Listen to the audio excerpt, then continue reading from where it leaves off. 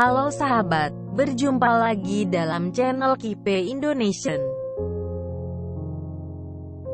5 teori konspirasi dalang di balik peristiwa kelam G30 SPKI.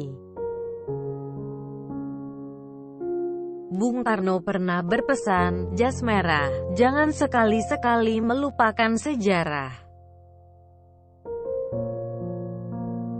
Perlu kita ingat kembali bahwa perjalanan sejarah bangsa Indonesia tidak pernah lepas dari peristiwa-peristiwa perjuangan yang sangat panjang.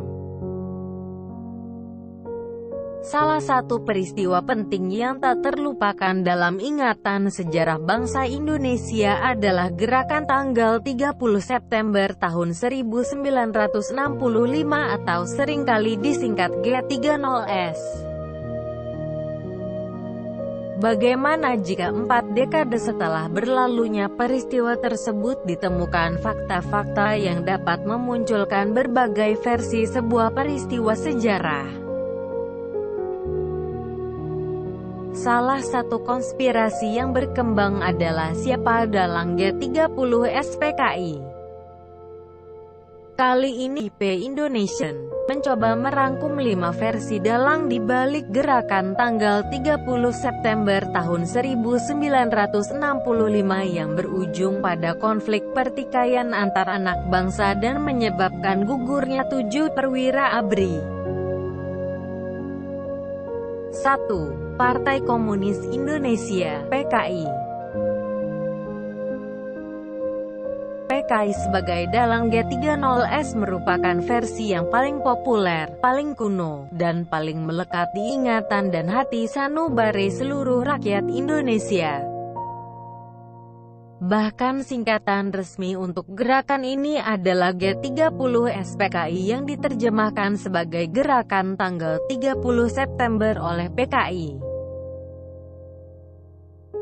Selama masa Orde Baru setiap malam tanggal 30 September seluruh rakyat Indonesia diwajibkan menonton film kolosal tentang G30 SPKI dengan tujuan mengenang para pahlawan revolusi.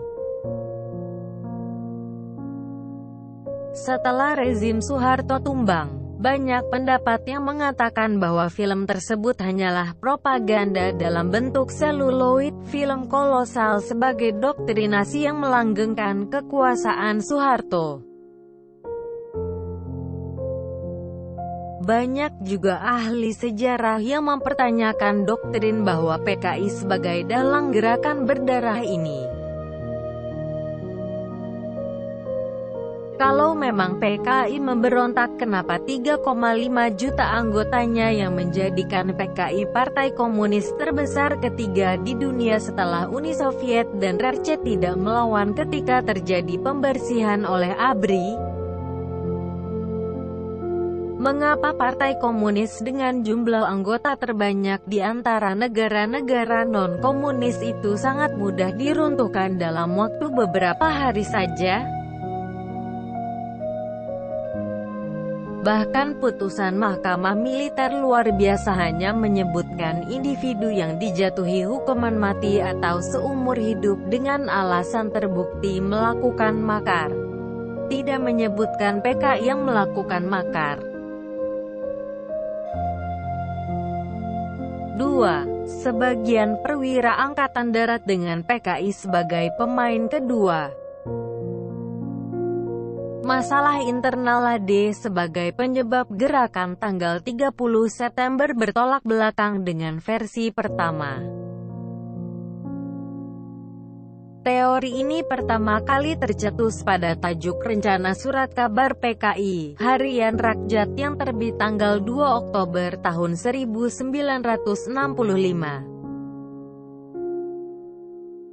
Hermawan Sulistyo dalam bukunya Palu Arit di Ladang Tebu menyebut ada beberapa fakta kunci yang dianggap mendukung versi ini. Pertama, para pahlawan revolusi itu diculik oleh anggota AD. Tak ada sipil yang terlibat peristiwa tersebut. Kedua, tidak masuk akal bila PKI berjudi dengan menyingkirkan para jenderal melalui jalan kekerasan, sementara partai itu menikmati perkembangan dan kekuasaan yang sangat menguntungkan.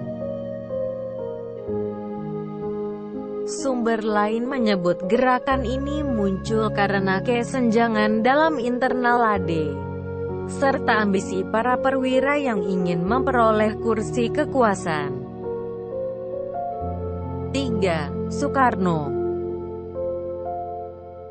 Setidaknya ada 3 buku yang menuding Presiden Soekarno terlibat dalam peristiwa G30S. Victor M. Fitch, Anatomy of the Jakarta Co-op, Oktober 1, 1965, 2004. Anthony C. Adake, The Sukarno File tahun 1965-67,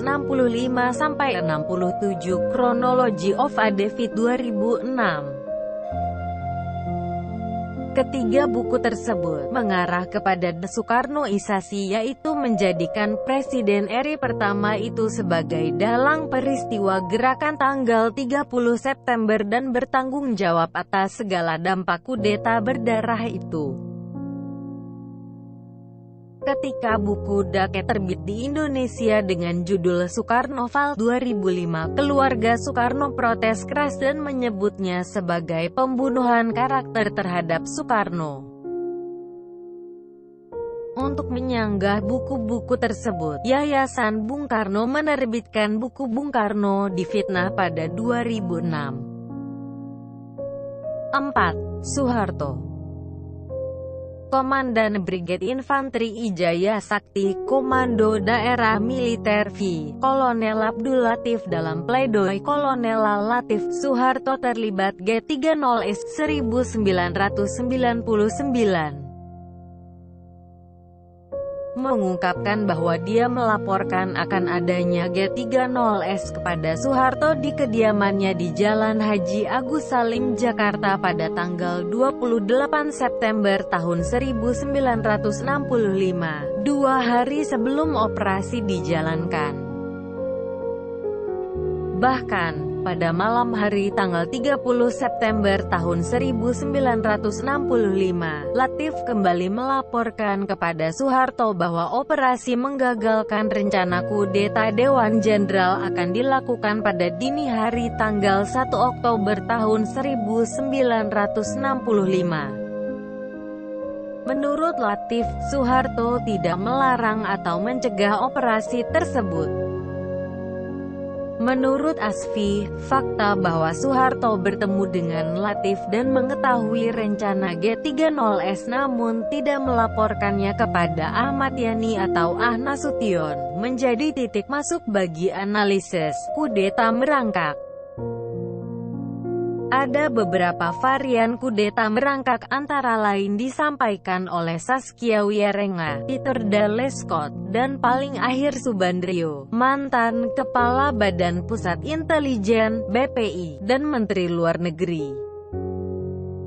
Dalam kesaksianku tentang G30S 2000, Subandrio mengungkapkan rangkaian peristiwa dari tanggal 1 Oktober tahun 1965 sampai tanggal 11 Maret tahun 1966 sebagai kudeta merangkak yang dilakukan melalui 4 tahap.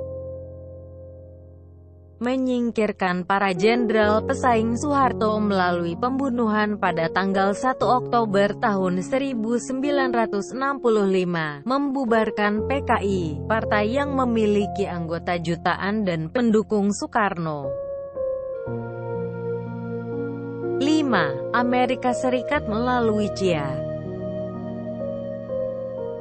menangkap 15 menteri yang loyal kepada Presiden Soekarno dan mengambil alih kekuasaan dari Soekarno. Amerika gatal melihat perkembangan PKI di Indonesia. Sebagai macan Asia, berkuasanya komunis di Indonesia bisa menimbulkan efek domino terhadap negara-negara lain di Asia Tenggara. Jika hal ini terjadi, maka berarti kiamat bagi Amerika. Hal ini sebenarnya telah disinyalir oleh Bung Karno yang disampaikan dalam pidato Nawaksara 1967 yang menyebut adanya subversi nekolim. Versi ini pada intinya menyatakan bahwa Amerika membujuk TNI AD untuk mengambil kekuasaan dari tangan Soekarno yang pro-komunis dengan membentuk Dewan Jenderal. Isu mengenai Dewan Jenderal yang sebenarnya belum terbentuk karena TNI AD masih menunggu saat yang tepat ini membuat PKI khawatir sehingga timbullah tindakan untuk mencegah perebutan kekuasaan oleh TNI. Aksi penculikan yang kemudian dihembuskan sebagai tindakan pemberontakan inilah yang kemudian dijadikan dasar tentara atau Soeharto untuk membubarkan PKI dan memburu kader-kadernya sampai habis. Jangan lupa tinggalkan jejak dengan cara subscribe ya, agar tidak ketinggalan info menarik dari channel ini. Wassalamualaikum warahmatullahi wabarakatuh.